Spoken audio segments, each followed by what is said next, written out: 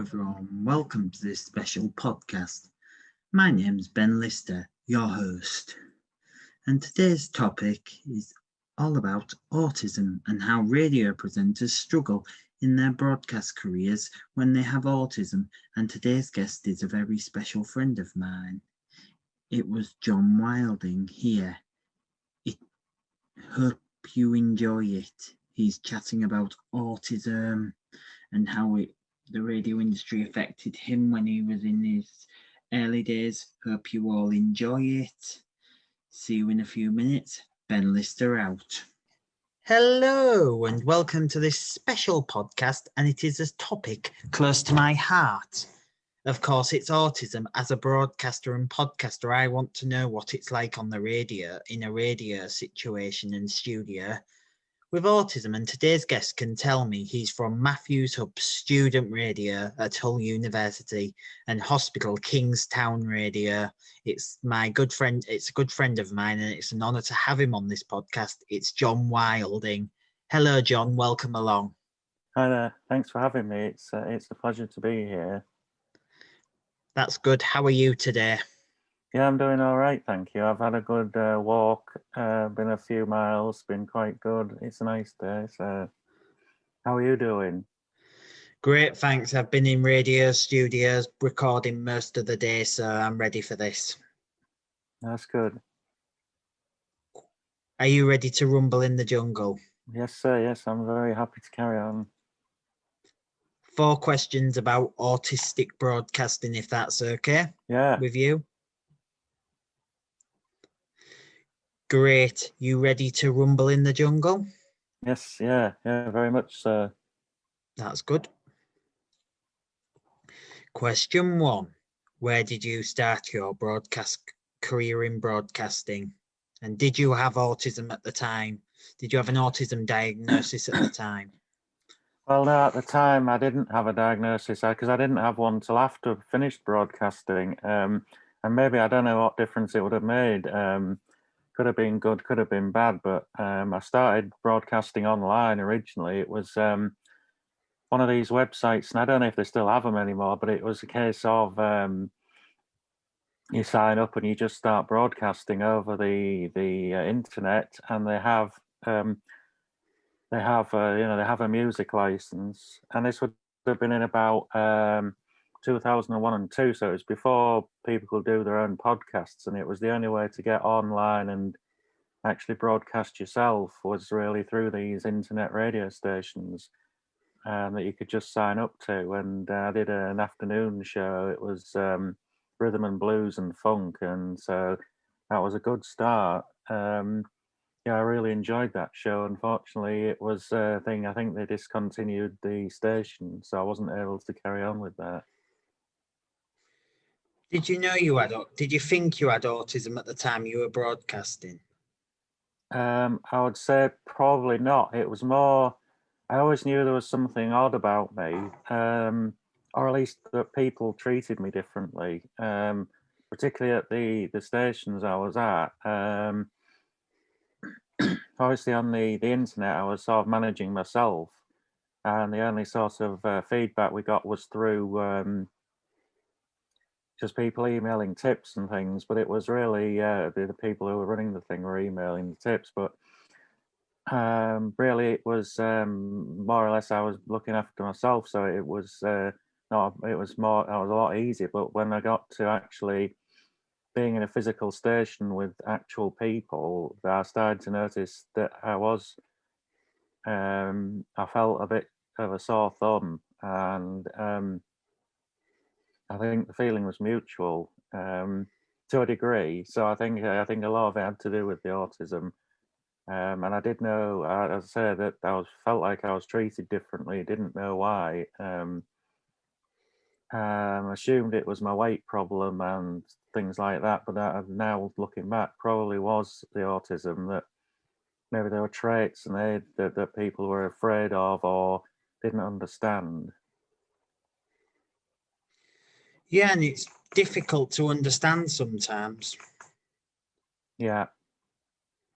So I think I had quite a number of traits that maybe I mean, and also the fact I was younger then, maybe I was less experienced as well, and that didn't help. I mean, I'm a lot more conscientious now of my own differences and sort of can regulate them and mask, wear the sort of social mask a bit more easily and readily. In those days, I wasn't really, as there were a lot of things I didn't pick up on that maybe I did that were a bit different. Um, Sort of not a very good singer, but wasn't aware of that at the time and would sing in the studio and not on air, but I think I found that quite annoying and things like that I just didn't pick up on. Fair enough. Question 2. How did you feel at the time of diagnosis? Now, that's interesting because I didn't have, because my diagnosis was sort of in two stages because I had an unofficial, well, two unofficial ones, and I guess a third in a way, but the two unofficial ones, the first one, I don't remember if it was the first one actually, but I think it was the first one. There were two because one of them was a lady, a group I was in, just came up to me and said, "Do you think you're autistic?" And I thought, well, I don't know about that, and that sort of threw me a bit, but I just took it in my stride. The other one, the second unofficial diagnosis, really sort of hurt because it was behind my back a bit. I was in a club. We'd been on a stay at a hotel, and I'd been with a group, with a big group, and I'd gone into a room and been talking to people, and I think I'd had a little drink before bed, and it was late. It was sort of about 10 at night, and I was a little bit, maybe a little giddy, and I was being a bit too free and talking about things and sort of showing my true self. And I think the others picked up on that and said, "Oh, he's an oddball" or whatever. But anyhow, so I left the. Well, this is the point: is I left the room after I'd been giddy and talking to these people. And what happened was I saw a sign in the hallway outside this room, and I was interested, so I read it. While I was reading the poster or sign, somebody said, "Oh, he's a bit odd," and then somebody else said, "Oh, well, that's just classic autism. That is classic autism." And I thought, "Oh, right. So they're saying I overheard them. So it didn't say it to me personally, which probably would have been helpful if they had. But they sort of said, oh no, they said behind my back, not knowing I was there to hear them. Oh, that's classic autism." And I think I was annoyed, and I wasn't sure why I was annoyed. If I was annoyed because they'd said it at all. But then I realized what I was really annoyed about was that they'd said it behind my back and not come to me with it, with the, saying, "Had you ever considered this?" Um, in actuality, obviously they were right, but it was a little bit upsetting to do for them to sort of suggest it in that way, although they didn't know I could hear. So, with regards to my official diagnosis, I upset a friend about 4 years ago, and that's when I started making the move towards getting a diagnosis or at least being assessed. And that process was, I mean, obviously I'd upset this person who was close to me, and that wasn't very nice. But I mean, out of it, the actual getting the diagnosis, it's in a way, it's a blessing and a curse because um, although it's sort of helped me come to terms with a lot of things from my past and saying, well, maybe I wasn't as bad a person as I thought I was. There's also the thing now that I don't have the confidence to do things that I would have done before I got the diagnosis because I know my shortcomings in a way, and so it can be good and bad. Yeah. And question 3. How did it affect your broadcast career? Well, I actually think I think if I hadn't had autism, I probably would have done a lot better. Both because I think the main thing that's holding me back, and I do sometimes stumble over my words, but I think the real thing that's holding me back is the inability to do the backstage politics, which is a huge part of show business. And I think so the inability to do that and my desire to pursue my own individualism, um, that's a problem. I know, but Kingstown, I didn't fit in very well. I didn't get on very well with my tutor there. He didn't really like me. He thought I was a bit odd, and yeah, he wanted rid of me pretty quickly, and then and he did get rid of me pretty quickly. So that I wasn't there very long.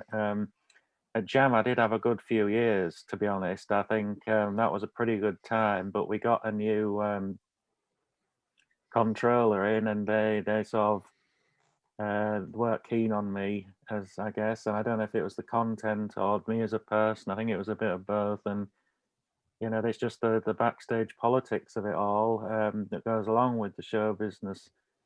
And in general, anything really. There's always this backstage stuff going on in the background which affects the product that's received by the public, unfortunately. And it was kind of difficult. I think if I, without the autism, maybe I could have been more successful. And I think it's a shame. So that's a shame. But I think on the positive side, I've always been myself and been genuine, and I think that's the good thing about autistic broadcasters. We don't, because we're not going to fake it, we're not going to be phonies. That means we don't get on as well as neurotypical broadcasters, but we're probably better at it than they are. So because we're true to ourselves, and I think that's important, and that's something that shouldn't be overlooked by station controllers and producers. Yeah, as you say, station controllers should be more understanding Yeah, of autism, because some station controllers, I'm not naming any names because I'm not really like that, but certain station controllers can be a bit discriminative towards other broadcasters who have autism, if you know what I mean. Yeah, I would say that's true. I think it's because we can't do the backstage. I keep saying backstage politics, but the backstage, the small talk and the sort of camaraderie backstage, and people see us maybe as aloof, but in reality, we're just kind of, well, it depends on the individual. The same with anybody with any condition, or we're all individuals with autism as well, rather than one sort of unit. But at the same time, there is a tendency, I think, for autistic people, we are generally not as good at socializing, and so that is where it becomes a problem for us in the broadcasting realm. That is the hardest part, I think, for us to do. The actual broadcast itself, we're perfectly good at that. It's just the problem is that we're just not so good at the backstage stuff, and I think that's a shame that can hold us back. Yeah. Question 4, last question on the list. What advice would you give to broadcasters who have autism and they're starting out?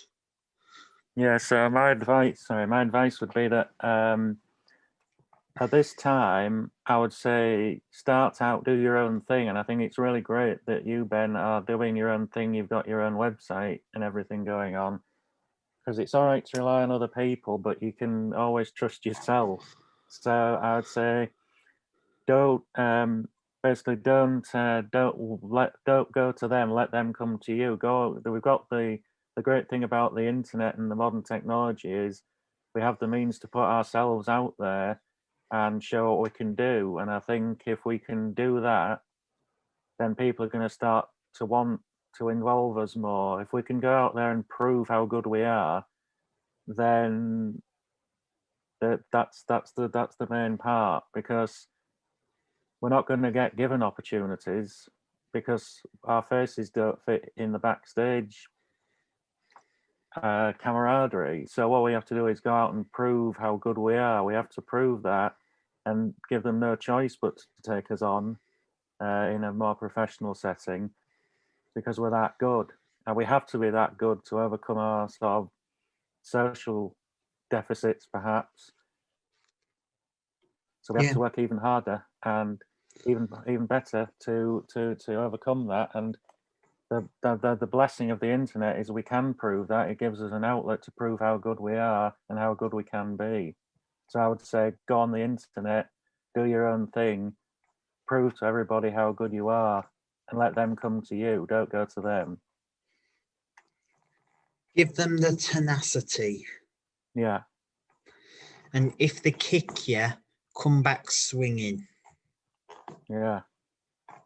And don't let them bring you down, because they'll never bring you down. You need to impress them. Yeah. If they try and knock you back. The cream should rise to the top. It shouldn't matter what if you're autistic or disabled in any way, or what colour or creed you are, what religion you are. If you're good enough, you should be able to do the job, and you should be employable.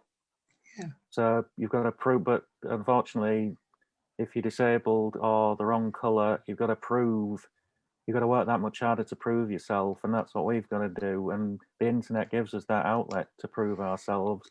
So let's go out and do it. Yeah. As I say, my aim is to get into different broadcast organisations, break into it, become the first, one of the first autistic people on the BBC. And that's a great goal. But okay, we're going to have to batter the door down because nobody's going to open it for us. That's the thing. So just keep on fighting on, man. That's the thing. We will kick the doors down eventually. That's right. It'll happen eventually. Yep. That's the end of the interview today. Thank you very much for joining us, John.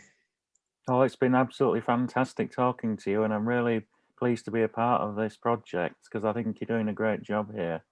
Thank you. Hope you enjoyed this autism special. Do join me again soon for another one. Thank you very much for listening. And that was my interview with radio presenter John Wilding. Hope you enjoyed it, and hope it helped and inspired someone with autism to get into radio and achieve their dreams. That's it from me from this podcast. Thank you very much for watching. And if you're watching it or listening to it, that's a wrap, roll credits, and roll ending music. Thank you.